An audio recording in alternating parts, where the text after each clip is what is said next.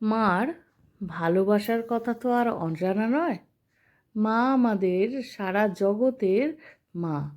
তিনি তার ভালোবাসা, স্নেহ, মায়া, মমতা, আদর সব কিছুই সবার জন্য উজাড় করে দিয়ে আসছেন।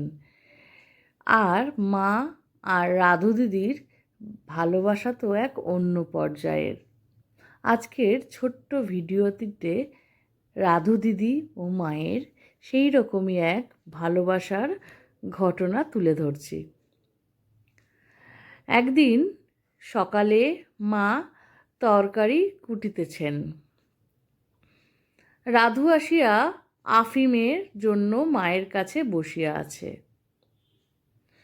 মা ইহা বুঝিতে পারিয়া বলিতেছেন, রাধি, আর কেন, উঠে দাঁড়া না, তোকে নিয়ে আর পারিনে।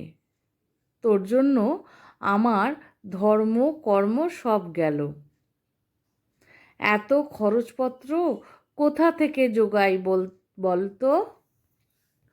মা রাধুর আফিমের কথা বলার পর তাকে এইভাবে বোঝাচ্ছেন যে দিনে দিনে মার খরচ বাড়ছে। কারণ মার সংসার বলে কথা, সেখানে অহরহ কতজন এসে খাবার খায়।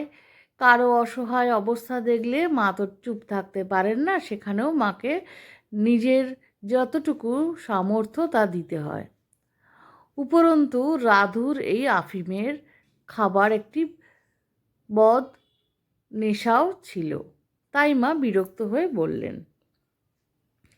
মা এইরূপ মৃদু ভৎসনা করায় রাধু রাগিয়া গিয়া সামনের চুপড়ি হইতে একটি বড় বেগুন লইয়া মায়ের পিঠে জোরে ছুঁড়িয়া মারিল।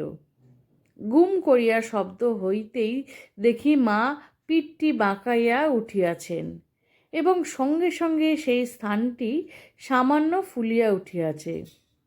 শ্রী মা তখন ঠাকুরের দিকে চাহিয়া জোর হাত করিয়া বলিতেছেন, ঠাকুর, ওর অপরাধ নিওনি, ও অবোধ।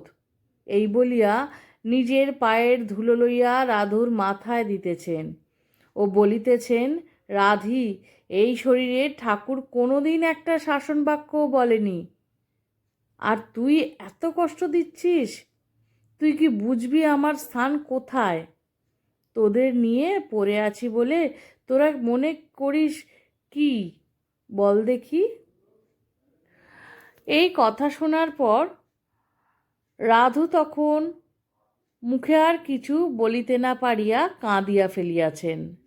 মা আবার বলিলেন, রাধি, আমি যদি রুষ্ট হই, ত্রিভুবনে তোর আশ্রয় নেই। ঠাকুর, ওর অপরাধ নিওনি। মার পিঠে খুব জোরে লেগেছে। মা সেই সময় একটুখানি রাগান্বিত হয়েছেন। তাই তিনি বলেও ফেললেন, কিন্তু পরবর্তীতে সঙ্গে সঙ্গে ঠাকুরের কাছে রাধুর জন্য ক্ষমা প্রার্থনা করে নিলেন।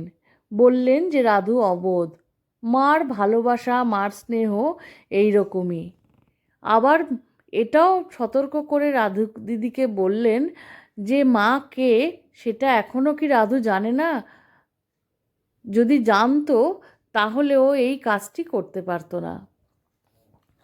প্রতিটা পদক্ষেপে আমরা মায়ের জীবন থেকে, মায়ের কাজগুলো থেকে আমরা এই এখন সময়ে যা চলছে তা কিন্তু মায়ের প্রতিটা কথাই প্রাসঙ্গিক। কারণ আমাদের অনেক মাথা খাটিয়ে, মাথা স্থির রেখে কাজ করতে হবে, সামনের দিকে এগিয়ে যেতে হবে। আজকে ছোট্ট ভিডিওটি থেকে আবারও আমরা শিক্ষা পেলাম কোন সময় কিভাবে আমাদের রিয়্যাক্ট করতে হবে বা আমাদের নিজের ধৈর্যটা কতটা অবধি নিজেদেরকে কন্ট্রোল করতে হবে। আশা করি ভালো লেগেছে। ভালো লাগলে সঙ্গে থাকবেন। শ্রী শ্রী ঠাকুর, মা, স্বামীজি, আমার গুরু মহারাজ এবং অন্যান্য মহারাজদের শ্রীচরণে শতকোটি প্রণাম।